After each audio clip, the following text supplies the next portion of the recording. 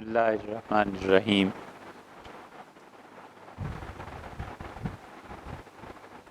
اللہ تعالیٰ نے قرآن کریم میں بہت سی قسمیں کھائی ہیں۔ اللہ نے قسم کھائی ہے اور فرمایا ہے کہ ای و ربی، اور تمہیں یاد رکھنا چاہیے کہ میں خود اپنے رب ہونے کی قسم کھاتا ہوں۔ ایک جگہ فرمایا ہے کہ والقمر، اور چاند کی قسم۔ ایک جگہ فرمایا ہے والشمس، اور سورج کی قسم۔ مختلف جگہوں پہ مختلف قسمیں جو اللہ نے کھائی ہیں، تو انسان سوچتا ہے کہ اللہ نے سوگند، قسم جو کھائی ہے، اس کا مطلب کیا ہے۔ ہر ادب میں، وہ اردو زبان کا ہو، عربی اور فارسی ہو، قسم اصل میں گواہی کے معنی میں ہوتی ہے۔ عدالت میں مجرم یہ کہتا ہے کہ میں نے یہ کام نہیں کیا اور فلاں نے یہ کام کیا ہے، تو عدالت کہتی ہے کہ گواہ لاؤ۔ وہ کہتا ہے گواہ نہیں ہیں، تو کہتے ہیں قسم کھاؤ۔ تو قسم میں وہ اللہ کو گواہ بناتا ہے کہ اللہ اس بات پر گواہ ہے کہ میں نے فلاں کام کیا یا نہیں کیا۔ اور ظاہر ہے کہ اللہ جھوٹ پہ گواہ نہیں بنتا، اللہ جھوٹ نہیں بولتا، تو اللہ کے نام کی جھوٹی قسم فقہا نے لکھا ہے یہ کفر کے قریب قریب، کیونکہ وہ جھوٹی قسم کھا کے جھوٹ اپنے پہ اللہ کو گواہ بناتا ہے۔ تو قسم اصل میں ہوتی ہے کسی چیز کو ثابت کرنے کے لیے اقرار یا انکار۔ اسی طرح اللہ قسم کھاتا ہے جب قرآن کریم میں، تو یہ بتانا چاہتا ہے کہ مجھے چاند کی قسم، یعنی چاند اور سورج پر غور کرو، تو جس بات پہ میں قسم کھا رہا ہوں یہ گواہی دیں گے کہ یہ بات بالکل درست ہے۔ میں اپنے رب ہونے کی قسم کھاتا ہوں کہ قیامت ضرور آئے گی اور تمہارا حساب ہوگا۔ 3 مرتبہ اللہ نے قرآن میں قسم کھائی ہے کہ یقیناً قیامت آئے گی اور ہم حساب لیں گے۔ اس لیے اللہ نے ایک جگہ انسان کے نفس کی قسم کھائی، اور اللہ نے اس صورت میں، آپ نے سنی ہوگی، شروع فرمایا ہے کہ والشمس وضحاہا، قسم ہے ہمیں سورج کی اور اس کی روشنی کی، اور پھر چاند کی قسم کھائی، اور ہوتے ہوتے اللہ نے فرمایا ونفس وما سواہا، اور ہمیں قسم ہے انسان کی، اس کے نفس کی قسم کھائی در حقیقت، کہ ہمیں قسم ہے نفس کی، وما سواہا فالہمہا فجورہا وتقواہا، اور ہم نے انسان کے نفس میں دونوں چیزیں رکھی ہیں، فسق و فجور اور گناہ بھی، اور اس کے ساتھ تقوی اور پرہیزگاری بھی۔ اس لیے انسانی نفس جو ہے یہ کیا چیز ہے؟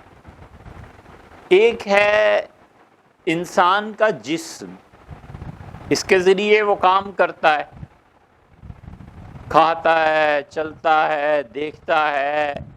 جتنے انسان کے اعضاء ہیں وہ مختلف کاموں کے لیے اللہ نے پیدا کیے اور انسان کو اختیار دیا، اور ارادے کے بعد وہ اپنے اختیار کو استعمال کرتا ہے، اور کبھی ارادے کے بغیر بھی کرتا ہے۔ گاڑی آ گئی، اب وہ یہ تھوڑی ہی رک کے سوچتا ہے کہ جان کیسے بچاؤں، جو اس وقت جی میں آتا ہے کر گزرتا ہے۔ تو کبھی آدمی بغیر ارادے کے بھی عمل کرتا ہے۔ اور ایک ہے روح، اور انسانی روح اس کی کئی قسمیں ہیں۔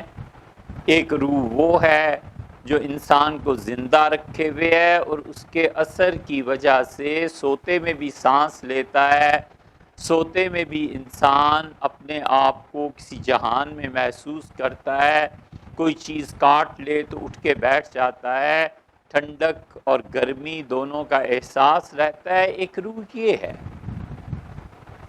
اور ایک روح اللہ نے اور فرمائی ہے، اللہ تعالیٰ نے فرمایا کہ اللہ یتوفی الانفس حین موتها، اور اللہ انسانوں کی روح کو ان کے جسم سے الگ کر دیتا ہے جب اس کا موت کا فیصلہ نافذ ہوتا ہے۔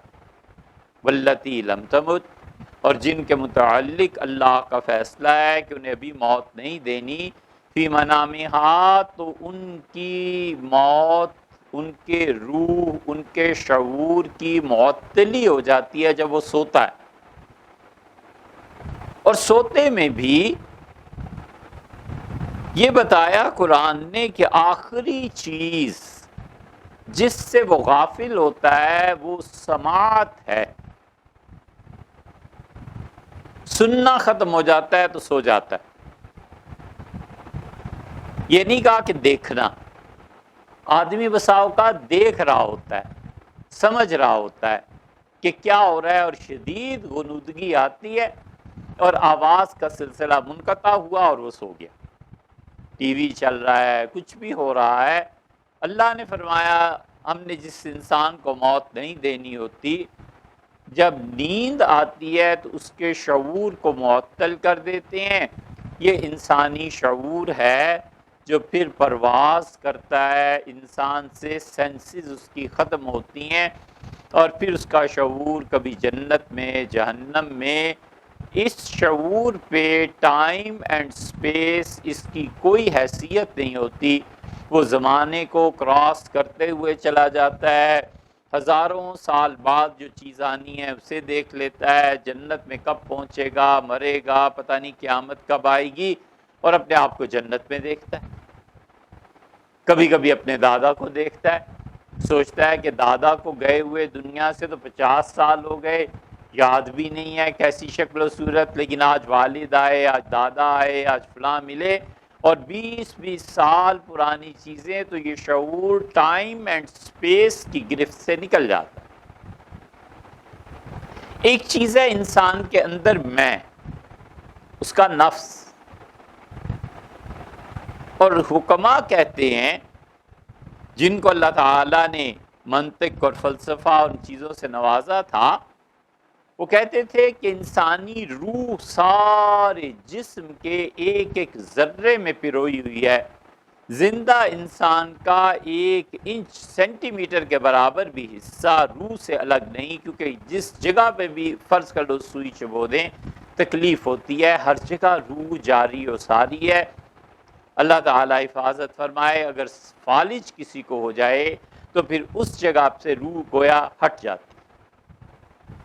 اور شعور، وہ کہتے تھے کہ اس کا مقام ہے انسان کی ہڈیاں جہاں آ کے سینے میں ملتی ہیں، سٹرنم، یہ جو ہڈی ہے، وہ کہتے تھے انسانی نفس کا یہ مقام ہے، اور انہوں نے اپنے مجاہدوں کے ذریعے اس مقام کو دیکھا۔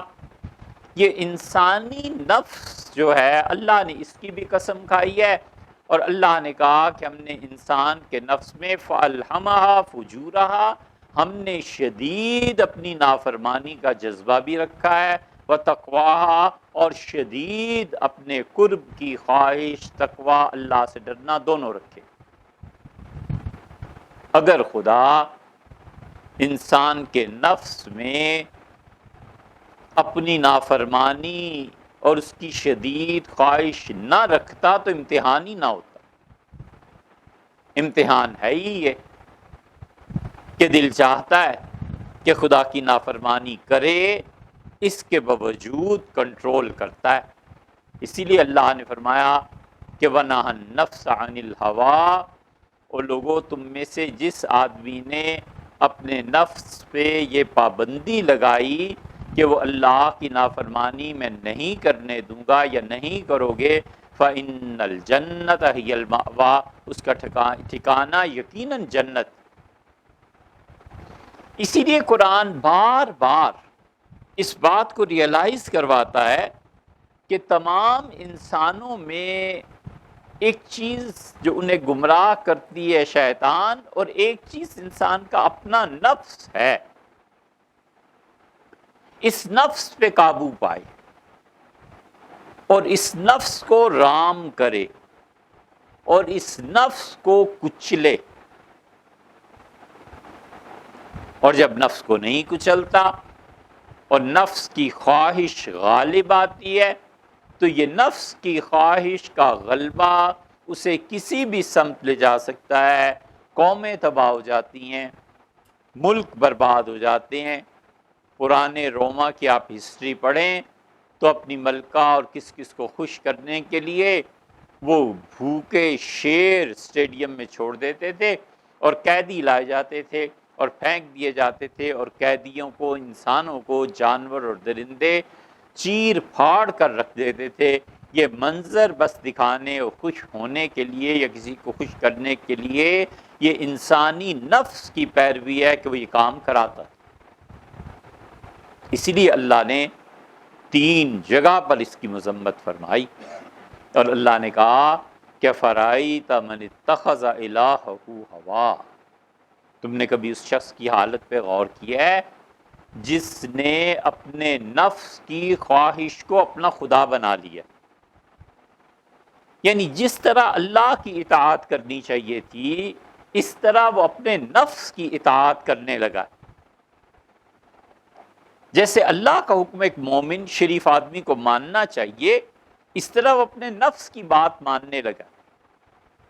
بڑی اچھی مثال اس کی یہ ہے کہ سیدنا عمر رضی اللہ عنہ کہیں تشریف لے جا رہے تھے تو ایک آدمی کو دیکھا اور گوشت کا بہت بڑا ٹکڑا وہ اپنے کندھے پہ رکھ کے لے جا رہا تھا۔ تو انہوں نے پوچھا کہ بھئی آپ کہاں سے، کون ہو؟ تو انہوں نے کہا آپ کے بیٹے عبداللہ کا نوکر۔ فرمایا اچھا عبداللہ کے گھر گوشت جا رہا ہے؟ تو ان کا جی۔ فرمایا کوئی تقریب ہے، کوئی دعوت ہے؟ انہوں نے کہا جی ایسے تو شاید نہیں ہے، لیکن اصل بات عبداللہ کو پتا ہوگی۔ تو عمر رضی اللہ عنہ اس خیال سے چل پڑے کہ شاید کوئی تقریب ہوگی بیٹے کے یہاں، پوچھوں تو کیا مسئلہ ہے۔ تو عبداللہ مل گئے تو فرمایا عبداللہ اتنا گوشت خیریت کس سلسلے میں؟ تو انہوں نے کہا کہ جی چاہا کہ آج گوشت کھائیں۔ سیدنا عمر رضی اللہ عنہ نے بڑے تعجب سے ہاتھ ہلایا اور فرمایا سبحان اللہ، کیا کسی کام کرنے کے لیے، سر انجام دینے کے لیے بس اتنا کافی ہے کہ آپ کے دل میں کوئی بات آئے اور کر گزر؟ یہ تربیت، اور اس تربیت کا اثر یہ نکلا کہ سیدنا عمر رضی اللہ عنہ ظاہر ہے شہید ہو گئے، مدتیں گزر گئیں۔ عبداللہ ابن عمر رضی اللہ عنہ کے دل میں ایک بات آئی ایک دن کہ انگور کھائیں، اور نے اپنے نوکر سے کہا، بوڑھے ہو گئے تھے بہت زیادہ، تو فرمایا بیٹے کہیں سے انگور مل سکتے ہیں؟ اس نے کہا جی مل جائیں گے۔ فرمایا لے آؤ، تو وہ انگور لے آیا۔ جب وہ آیا تو اسے دیکھا وہ پسینہ پسینہ ہوا تھا۔ فرمایا کیا ہوا؟ اس نے کہا حضرت انگور بہت دور سے ملے اور گرمی شدید تھی۔ تو عبداللہ رضی اللہ عنہ چپ ہو گئے اور پھر فرمانے لگے افسوس عبداللہ، تم نے اپنے نفس کی ایک انگور کھانے کی خواہش پورا کرنے کے لیے ایک آدمی کو پسینے میں نہلا دیا، اس پہ کیا گزری ہو؟ اور انگور اٹھائے، باہر نکلے، ایک فقیر نظر آیا، اسے دے دیے۔ فرمایا میں خدا کی قسم انگور نہیں کھاؤں گا جس انگور کی وجہ سے انسانوں کو پسینے آنے لگے، ہمارے لیے کھانا کب روا۔ انسانی نفس ہے ہی۔ دوسری جگہ اللہ فرماتے ہیں وَلَا تُطِعْ مَنْ أَغْفَلْنَا قَلْبَهُ عَنْ ذِكْرِنَا، زندگی میں کبھی اس شخص سے مشورہ نہ لینا، کبھی اس شخص کی بات نہ ماننا۔ اغفلنا قلبہ عن ذکرنا، جس آدمی کو ہم نے اپنی یاد کی توفیق نہیں دی۔ وَلَا تُطِعْ مَنْ أَغْفَلْنَا قَلْبَهُ عَنْ ذِكْرِنَا، جس آدمی کو ہم نے غافل کر دیا ہے نا، وہ ہمیں یاد نہیں کرتا، ذکر نہیں کرتا، اللہ کہتا ہے کبھی اس کی نہ ماننا۔ واتبع ہوا، وہ اپنے نفس کے پیچھے چلنے والا ہے۔ وکان امرہ فرطا، اور اس کا ہر کام جو میرے خوف کے بغیر ہوگا انتہا پسندی پر مبنی ہوگا، کبھی اعتدال کی بات نہیں کرے گا، کبھی اچھا مشورہ نہیں دے گا، اس لیے کہ اسے خود خدا کا خوف نہیں کہ میں جو مشورہ دے رہا ہوں اس میں ممکن ہے 10 آدمی مارے جائیں، جو مشورہ دے رہا ہوں اس میں ممکن ہے لوگوں کا پیسہ برباد ہو جائے، جو مشورہ دے رہا ہوں وہ اس نیت سے دے رہا ہوں کہ جو مشورہ لے رہا ہے اس کا دل خوش ہو جائے۔ حالانکہ مشورہ اس لیے نہیں ہوتا کہ دل خوش ہو جائے، مشورہ ہوتا ہے صحیح بات بتاؤ، چاہے گوارا ہے چاہے ناگوار گزرتی ہے، صحیح بات کرو۔ حضرت رسالت مآب صلی اللہ علیہ وسلم مشورہ لیتے تھے، اتنا زیادہ آیا کہ حضرت انس رضی اللہ عنہ کہتے ہیں میں نے رسول اللہ صلی اللہ علیہ وسلم سے زیادہ مشورہ لینے والا کوئی نہیں دیکھا، ہر ایک بات پہ مشورہ، اپنے چھوٹوں سے مشورہ لیتے تھے، بالکل چھوٹوں سے، اور مشورے میں آپ کی بات کے خلاف بھی آتی تھی۔ ایک عورت آئی رسول اللہ صلی اللہ علیہ وسلم کے پاس، کہا اللہ کے رسول مجھے مغیث سے طلاق چاہیے۔ بریرہ رضی اللہ عنہ آئی تھی، صبح نماز کے بعد یہ مسئلہ پیش ہوا، اور وہاں کوئی اتنی لمبی چوڑی انصاف کے لیے وکیل تھوڑے ہی تھے، ادھر مسئلہ پیش ہوا، قاضی کے سامنے گواہیاں ہوئیں، ہفتہ 2 ہفتہ چلو کسی کو جیل ہوئی اور فیصلہ ہو گیا، ختم ہوئی بات۔ وہاں اتنی لمبی باتیں نہیں ہوتی تھی، اس لیے اسلام میں قیدیوں کے ساتھ حسن سلوک کا حکم، یہ سب چیزیں ہیں، لیکن اتنی لمبی قید 2 سال کی سزا اور 1 سال کی سزا اور 4 سال، یہ کچھ نہیں۔ کہتے ہیں فیصلہ کرو، چھوڑو، نکالو۔ تو آپ نے اس نے مغیث رضی اللہ عنہ کو بلایا اور فرمایا مغیث تمہاری بیوی بریرہ طلاق مانگ رہی۔ مغیث رضی اللہ عنہ حیران ہوئے، آپ نے فرمایا کوئی جھگڑا کچھ؟ ان کا اللہ کے رسول کچھ بھی نہیں۔ انہوں نے شکایت کی جو بھی کی کہ اللہ کے رسول یہ ہے مسئلہ، رسول اللہ صلی اللہ علیہ وسلم نے ان کے لیے فیصلہ کر دیا کہ وہ طلاق دیں۔ حضرت مغیث رضی اللہ عنہ کو اپنی اہلیہ بریرہ رضی اللہ عنہ سے اتنی محبت تھی، اتنا تعلق تھا کہ مغیث رونے لگے۔ رسول اللہ صلی اللہ علیہ وسلم جب قصہ یہ ختم ہوا، طلاق نہیں ہوئی کہ ابھی طلاق دیں گے، تو آپ نے بلایا اور کہا بریرہ مغیث کو تم سے بڑی محبت ہے، طلاق نہ لو۔ اس کا اللہ کے رسول یہ آپ کا حکم ہے یہ مشورہ ہے؟ آپ نے کہا میرا مشورہ ہے۔ تو اس نے کہا میں مشورہ آپ کا ماننے سے عاجز ہوں، یہ مشورہ میں نہیں مان سکتی۔ ذرہ برابر جو رسول اللہ صلی اللہ علیہ وسلم برا منایا ہو، اگر برا مناتے تو اس کے ایمان کا خطرہ ہو جاتا۔ رسول اللہ صلی اللہ علیہ وسلم کی ناراضگی اللہ کی ناراضگی، دوسرے لفظوں میں ایمان جانا ہے نا، بالکل ذرہ برابر برا نہیں منایا اور طلاق ہو گئی۔ تو رسول اللہ صلی اللہ علیہ وسلم نے چچا حضرت عباس رضی اللہ عنہ سے کہا کہ چچا میں مغیث کو دیکھتا ہوں یہ گلیوں میں روتا پھرتا ہے، اور میں حیران ہوتا ہوں کہ کسی آدمی کو کسی عورت سے اتنی محبت ہوا کرتی ہے۔ یہ رسول اللہ صلی اللہ علیہ وسلم کے لیے گویا ایک چیز تھی جو نئی انہوں نے دیکھی۔ آپ نے فرمایا اتنی بیوی سے محبت ہوتی ہے کسی کو، وہ روتا پھرتا ہے اس کے لیے۔ کئی جگہ رسول اللہ صلی اللہ علیہ وسلم مشورہ کیا، حتیٰ کہ بدر کی جنگ جس پہ اسلام کا پورا قیام گویا کہ ایک طرح سے اساس ہے بدر، آپ اترے شام کو، فرمایا یہاں خیمے لگاؤ، یہاں لڑیں گے، یہ وہ۔ سعد رضی اللہ عنہ سے مشورہ کیا تو ان کا اللہ کے رسول اس زمین سے میں واقف ہوں۔ آپ نے وہی کہ وہی نہیں آئی، میرا اپنا ذاتی خیال یہ ہے عرض کہ اللہ کے رسول آگے چلے جائیں اور بادل دیکھ لیں، رات کو اگر بارش ہو گئی تو یہ سب دلدل بن جائے گی، ہم جم کے لڑ نہیں سکیں گے اور شکست ہو جائے گی۔ تو آپ نے پھر ان کا آگے ریت کا علاقہ ہے، اور بارش اگر ہو گئی تو جم جائیں گے، نہ بھی ہوئی تو ہم ریت کے عادی ہیں، ریت میں ہم لڑ سکتے ہیں۔ رسول اللہ صلی اللہ علیہ وسلم نے ایک لفظ نہیں کہا، فرمایا ساتھ جو کچھ کہتا ہے بھئی ٹھیک کہتا ہے، چلو آگے چلو۔ تو مشورہ انسان جو دیتا ہے وہ اپنی بہتر سے بہتر سوچ کے ذریعے دوسرے کو دیتا ہے تاکہ دوسرے کا بھلا ہو۔ یہ تھوڑا ہی ہے کہ مشورہ اس لیے دینا ہے کہ اس سے خوش ہوگا، راضی ہوگا، ناراض ہوگا۔ اللہ راضی اور ناراض ہو جاتا ہے۔ اسی لیے رسول اللہ صلی اللہ علیہ وسلم المستشار مؤتمن، لوگوں جب تم سے مشورہ لیا جائے نا تو یہ امانت تمہارے پاس پڑی ہے جسے ادا کرنا ہے۔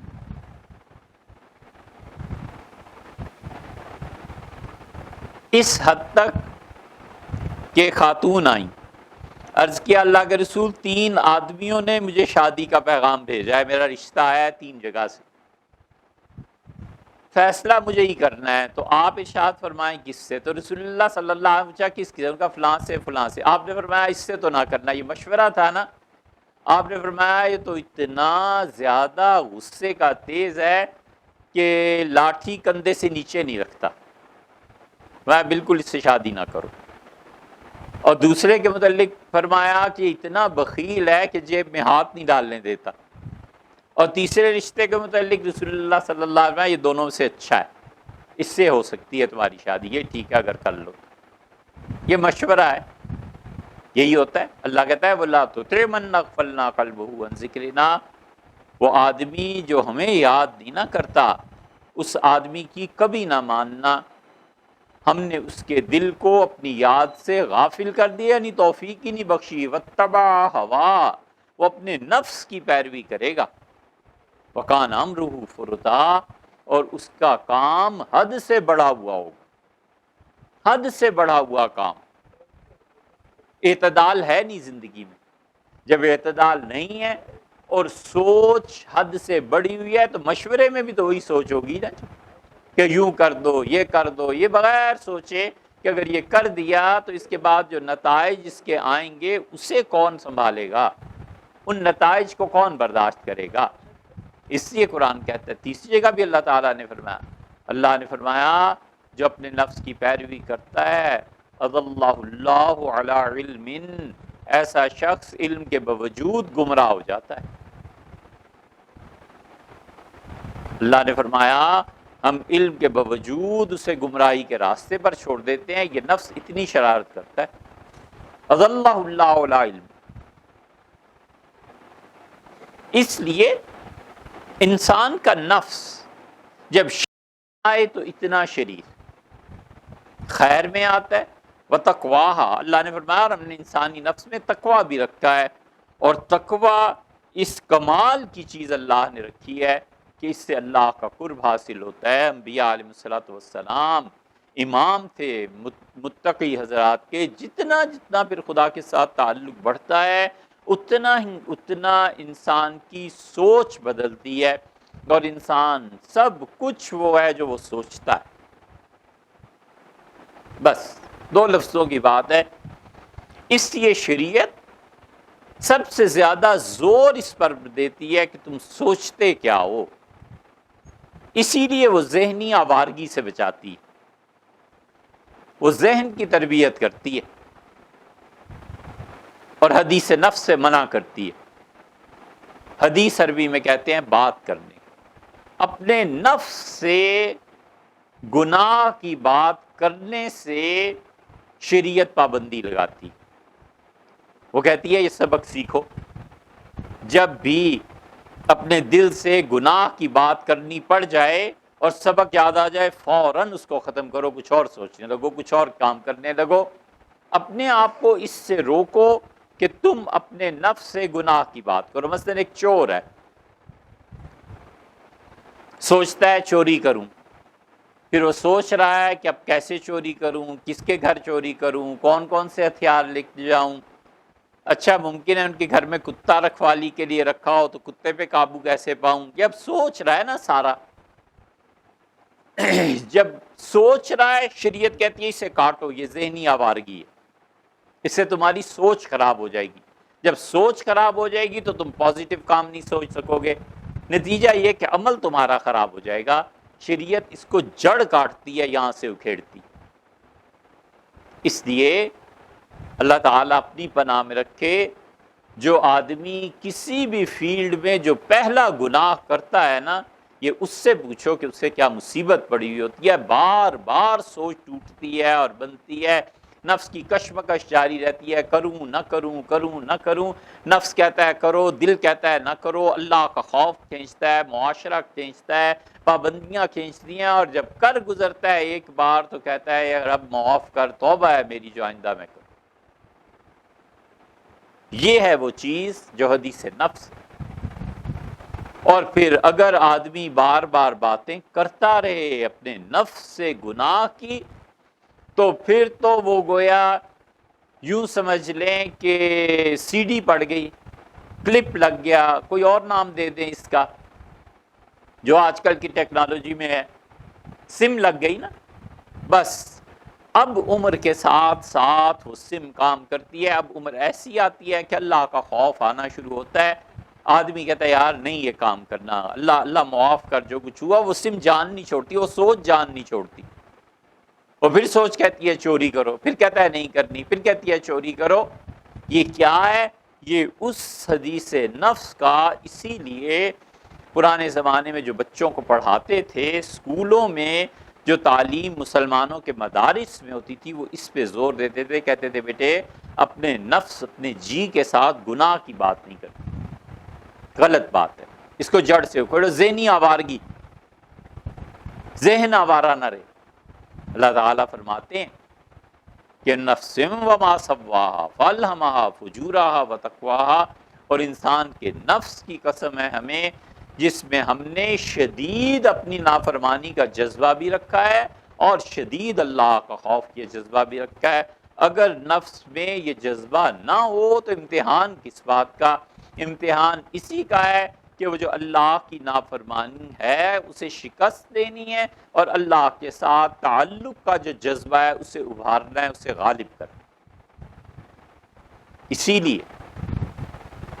رسول اللہ صلی اللہ علیہ وسلم وفات سے 3 دن پہلے، جابر بن عبداللہ رضی اللہ عنہ کہتے ہیں میں حاضر ہوا تو نبی کریم صلی اللہ علیہ وسلم بار بار 2 باتیں ارشاد فرما رہے تھے۔ ایک کہہ رہے تھے کہ لوگوں کسی حال میں اللہ سے مایوس نہ ہونا، ہمیشہ اللہ پہ بھروسہ رکھو، اور ایک کہہ رہے تھے کہ دیکھو تم نے مرنا ہے تو ایمان کے بغیر نہ مرنا۔ اسی لیے قرآن کہتا ہے وَمَن یبتغ غیر الاسلام دینا، اور قیامت میں اسلام کے علاوہ کوئی اور دین جو آدمی ہمارے پاس لے کے آئے گا فَلَن يُقْبَلَ مِنْهُ، ہم اس سے بالکل قبول نہیں کرے، یہ فرمایا۔ اس لیے کہ انسان کا نفس اسے ہمیشہ گناہ کی طرف دعوت دیتا ہے، غلط کاموں کی طرف بلاتا ہے۔ یہ کشمکش، کروں نہ کروں، ہو یا نہ ہو، یہ رگڑا جب لگتا ہے تو اس سے پھر ایک رزلٹ نکلتا ہے، یا وہ اللہ کی نافرمانی پہ مشتمل ہے یا اللہ کی فرما برداری پہ مشتمل ہے۔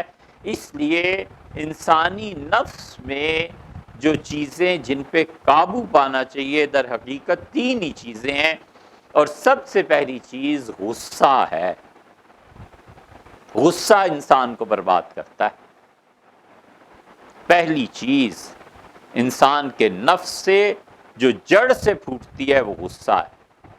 اس غصے کو اتنا ختم کرنا چاہیے، اتنا ختم کرنا چاہیے کہ کبھی غصے کی ضرورت پیش آ جائے تو مصنوعی طور پہ اپنے اوپر طاری کرنا پڑے۔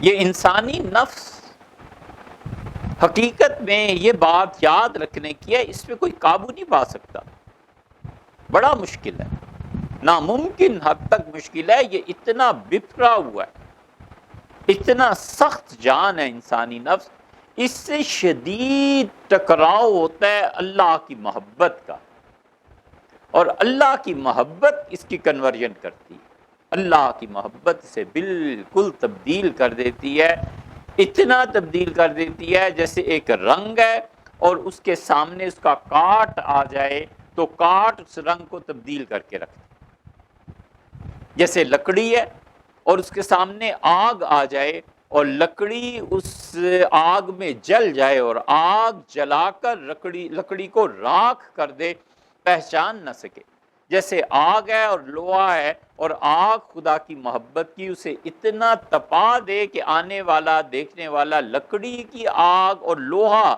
جو گرم ہے ان میں شناخت نہ کر سکے کہ لوہا کون سا ہے اور لکڑی کا برادہ کون، لکڑی کون سی۔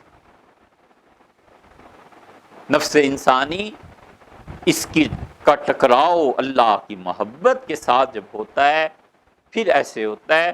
اس لیے سب سے بڑی چیز جو انسان کے اخلاقیات میں رکاوٹ پیدا کرتی ہے وہ غصہ ہے۔ اس غصے سے دور رہنا چاہیے۔ جو چیزیں انسان کو غصے میں لاتی ہیں جان بوجھ کے آہستہ آہستہ ان چیزوں کو نکالنا چاہیے اپنی زندگی سے۔ چڑ پیدا ہوتی ہے مثلا اس سے کہ آج کریلے پک گئے، کیوں کریلے پکے، میں تو کھاتا نہیں۔ ایک مثال ہے، بچہ چڑھتا ہے کریلوں سے، کریلوں کو نکال دینا چاہیے، یا پھر بچے کی طبیعت ٹھیک رکھنی چاہیے کہ بیٹے ایسے نہیں ہے، یہ زندگی ہے، یہ بھی کھانا پڑے گا اور یہ بھی کھانا پڑے گا۔ آج ہم آپ کو کریلے نہ کھلائیں اور زندگی میں کل کو کھانے پڑ جائیں تو پھر کیا کرو گے؟ ایک مثال ہے چھوٹی سی، بہت چیزیں ہیں ایسی۔ انسان کو پتہ ہے کہ فلاں آدمی اگر مجھے مل گیا گلی میں تو میرا پارا چڑھ جائے گا۔ بچے اپنے آپ کو اللہ کے خوف کے ساتھ ان مواقع سے بچائے جن مواقع پہ انسان کو غصہ آتا ہے۔ پتہ ہے مجھے اپنی طبیعت پہ قابو نہیں ہے، مت مشورے میں جائے۔ خاندان میں کوئی کہتا ہے کہ آپ کا مشورہ یہ وہ، تو پتہ ہے نا اپنی طبیعت کا، یار میں غصے پہ قابو نہیں پا سکتا، پھر تو نہ کرے۔ انہیں صاف بتا دے کہ میری یہ کمزوری ہے، اس پہ میں نے قابو پانا ہے لیکن ابھی تک کامیاب نہیں۔ یہ شریعت کوئی بچوں کا کھیل نہیں ہے، یہ شریعت پورا نظام ہے۔ جس طرح وہ فرد کے متعلق شریعت چاہتی ہے کہ میں اس کی زندگی کو اپنے قبضے میں لے لوں، گروہ اور اجتماع کو بھی چاہتی ہے کہ اپنے قبضے میں لے لوں، اسی لیے تو قوانین بنے۔ آپ ذرا سوچیں یہ کتنا سخت مسئلہ ہے۔ ایک چیز حلال بھی ہوتی ہے اور وہی چیز حرام بھی ہوتی ہے۔ پانی ہے، بالکل جائز ہے، اس کا پینا جائز ہے، لیکن اگر ڈاکٹرز یہ کہہ دیں کہ پانی پینے سے مر جاؤ گے، اس پانی کا پینا حرام ہو جائے گا، خودکشی ہو گئی نا، مت پیے۔ چینی، یہ کھانا درست ہے، ڈاکٹر کہتا ہے کہ آپ کو صاحب شوگر ہے، ایک چمچہ چینی کا بس لے لیا کیجیے، اس سے زیادہ نہیں۔ اس ایک چمچے کے بعد دوسرا چمچہ لینا اس کے لیے درست نہیں ہے۔ اللہ تعالیٰ معاف کرے کہیں گناہ گار نہ ہو جائے۔ وجہ اس کی یہ ہے کہ انسانی جسم ہمارا تو نہیں نا، یہ اللہ کی امانت ہے، آخر اسے بچانا فرض ہے۔ ایک ہی چیز، چائے کا کپ ہے، اسے پتہ ہے کہ اگر میں نے عشاء کے بعد چائے پی لی نا تو فجر کی نماز جاتی رہے گی، مت پیے، نیند اڑ جائے گی۔ بعض لوگوں کی طبیعت ہوتی ہے تو اسے پتہ ہے اگر چائے پی لوں گا تو اس کے لیے شریعت کہے گی کہ بھئی مت چائے پیو، فجر کی نماز زیادہ ضروری ہے، روٹین زیادہ ضروری ہے۔ ایک آدمی کو پتہ ہے کہ اگر رات نہ سویا تو کل جا کر اپنے آفس میں صحیح کام نہیں کر سکوں گا، تو رات کو سونا اس کے لیے فرض اور واجب کے درجے میں آ جائے گا، تاکہ کل مخلوق خدا جو دفتر میں اس کے آتی ہے کسی کا حق نہ مارا جائے۔ یہ سب چیزیں شریعت سکھاتی۔ جو اصل مسئلہ بیان کرنا تھا، یہ غصہ اتنی خراب چیز ہے، فقہا نے لکھا ہے کہ جس شخص کو پتہ ہو کہ میں غصے میں اندھا ہو جاتا ہوں اور اگر میں نے شادی کر لی تو اس غصے کے ہاتھوں میں کسی دن طلاق دے بیٹھوں گا، تو فقہا کہتے ہیں یہ نکاح فرض کی بجائے حرام ہے۔ اس شخص نکاح کر کے گناہ گار ہوگا۔ یہ نکاح اس لیے کر رہا تھا کہ بدکاری میں نہ پڑے۔ فقہا کہتے ہیں اگر غصے کی وجہ سے تم نے طلاق دے دی تو دو خاندان اجڑ جائیں گے، برباد ہو جائیں گے، لڑکی کا رشتہ ہوتا ہے نہیں ہوتا، کیا ہوتا ہے کل کو، یہ کیا کرنے چلے ہو، اور اس کے مقابلے میں بدکاری میں پڑ جاؤ گے، معاذ اللہ استغفر اللہ، تو ہے وہ بھی گناہ اور ہے یہ بھی گناہ۔ یہ گناہ زیادہ بڑا ہے، کسی کی بیٹی کو طلاق دینا، گھر بھیج دینا، یہ بڑا گناہ ہے یا وہ بڑا گناہ ہے؟ یہ اتنی بری چیز ہے شریعت کی نظر میں، غصے پہ قابو پائے۔ ہمیشہ یاد رکھنا چاہیے انسانی نفس جو پہلا حربہ استعمال کرتا ہے غصہ ہے. غصہ کس بات پہ؟ میری بات نہیں مانی، میرا کام نافذ نہیں ہوا. اور بہت مرتبہ ایسے ہوتا ہے کہ بیٹھ کے جب تجزیہ کرتا ہے تو پتہ چلتا ہے دوسرے کا کوئی قصور نہیں. فون کیوں نہیں سنا؟ میں فون کر رہا تھا وہ کہتی ہے میں نماز پڑھ رہی تھی، کیسے فون سن لیتی؟ اب ٹھنڈا ہو جانا چاہیے غصہ، احساس ہونا چاہیے کہ مجھے نہیں ایسے بولنا چاہیے تھا.